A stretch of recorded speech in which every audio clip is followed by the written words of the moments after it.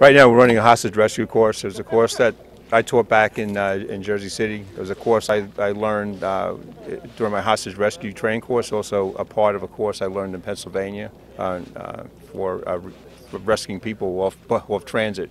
And what we're doing here is training the Nye County Sheriff's Office SWAT team and patrol deputies what they can do to make sure that if a situation like this ever happens, that they're prepared to handle that. And you used the media as hostages on the bus here. Tell me exactly what we went through here. Well, basically what it is you went through what it would be like to be in a transit bus that were a hostage rescue effort. And actually, let me use that to retrain that.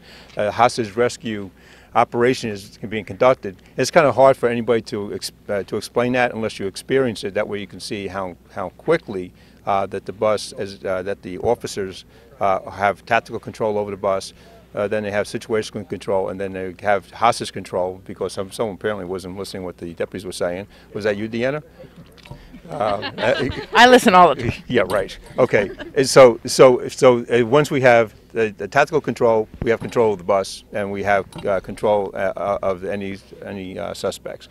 The situation control is the bus is secure. Hostage control is making sure all the hostages in the bus are paying attention to us, so that we can then have the ladder team to then escort the hostages off the bus. Because remember, everybody in that bus is a suspect until we clear them. So we take them to an area to debrief them. What you went through, that zigzag, is so we have extra eyes on the individual. So that way, an officer, because usually when you walk someone down the line, there's one set of eyes. You only see a person from one perspective. That way you see them coming towards you, and then you see them going away from you.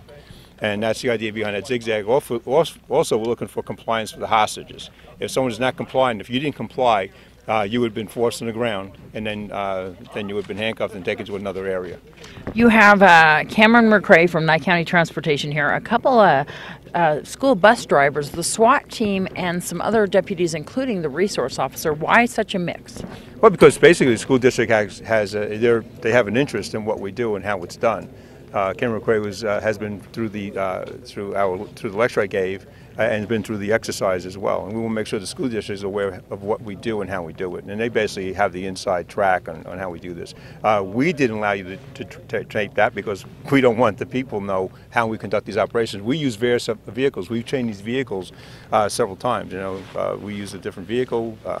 This morning we got another vehicle over here, so the deputies are trained to use various kind of vehicles to conduct their hostage rescue. So it's not just one type of vehicle. We can do this from any kind of vehicle that would be appropriate for the mission.